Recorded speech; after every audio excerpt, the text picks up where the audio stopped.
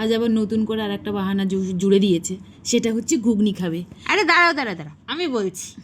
আমি বাহানা করার কে? আমার পেট বাহানা করেছে, তাই আমার জিভ মুখ থেকে বলিয়ে দিয়েছে। কিন্তু কি রান্না করছো সেটা তো বলে দাও। অবশ্যই বলছি।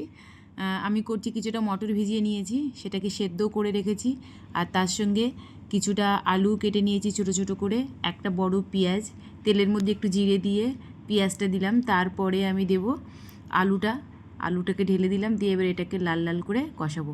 ছোটোবেলা দেখতাম মা না এরকম ধরনের ঘুগনি বাড়িতে বানাতো আর সবাইকে মুড়ি দিয়ে খেতে দিত। অনেক সময় করি যে চিকেন দিয়েও করি, কিন্তু আজ আর চিকেন দিলাম না, আজকে চিকেন ছাড়াই আমি ঘুগনিটা বানাচ্ছি। তো এর মধ্যে আমি পেঁয়াজ দিয়েছি, আগে দেখালাম, তারপরে আলুটা দিয়ে এবার এটাকে ভালো করে একটু কষিয়ে লাল লাল করে ভেজে নেব। ভেজে নেবার পরে এবারে এটার মধ্যে কী দিলাম, রসুনটা দিলাম। যেহেতু আমি রসুনটা দিতে ভুলে গেছিলাম, আমি জানি আলুটা ভাজার সঙ্গে সঙ্গে রসুনটাও ভাজা হয়ে যাবে। তো আমার রান্নার ধরনটা একটু অন্য টাইপের, আমি চেষ্টা করি সবসময় নতুন নতুন কোনো কিছু করার। আমি প্রত্যেক দিন যে রান্নাটা করি সেটা আমি করি না, আমি মাথা থেকে আলাদা আলাদা করে বের করে মনে হয় যে এটা আজকে একটু নতুনত্ব করলে মনে হয় আমার কাছে সেটা ভালো হবে। তো যাই হোক, করলাম। তারপরে আমি এটা টমেটোটা দিলাম, টমেটোটা দিয়ে ভালো করে আরেকটু কষিয়ে নিলাম। নেবার পরে যে সেদ্ধ মটরটা আমি রেখেছিলাম সেই সেদ্ধ মটরটা আমি ঢেলে দিয়েছিলাম। আমি জানি না তোমরা কখনো করেছো কি না, মটরটা সেদ্ধ করে না আমি একটু জল দিয়ে ধুয়েছিলাম, কেন জানি না আজকে আমার মাথার মধ্যে এসেছিলো।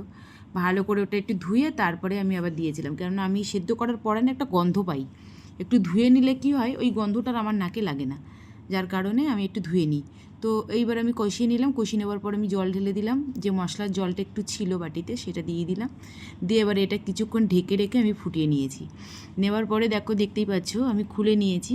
খুলে নেবার পরে দেখলাম কিছুটা হয়ে গেছে, আর একটু বাকি আছে, আর একটু মোটামুটি 2-3 মিনিট মতো রাখলেই এটা আমার রেডি হয়ে যাবে।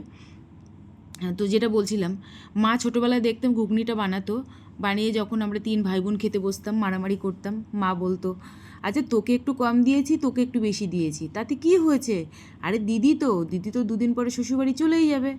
তো এই করে ভাই বোনের সব ঝগড়া করতাম করে, যাই হোক হতো, ছোটোবেলার সেই সময়টা কেটে গেছে। তো আমার এখানে ঘুগনিটা রেডি হয়ে গেছে, আমি নামানোর শেষে একটু গরম মশলার ঘি দিয়ে নামিয়ে দিয়েছি। আমার ভাগ্যিস কোনো ভাই বোন নেই, আমার সব কিছুই একার রাজত্ব।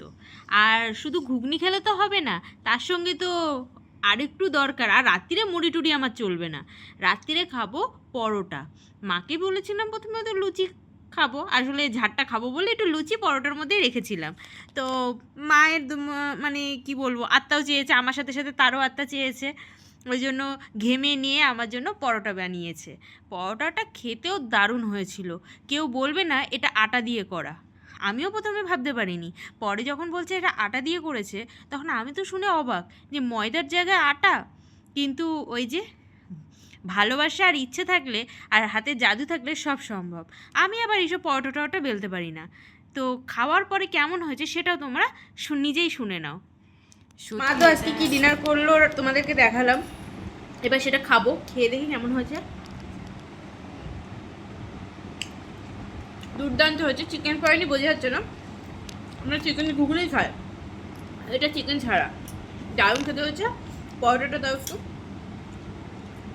এই মাও খাচ্ছে, সত্যি খেতে ভালো হয়েছে, দারুণ খেতে হয়েছে।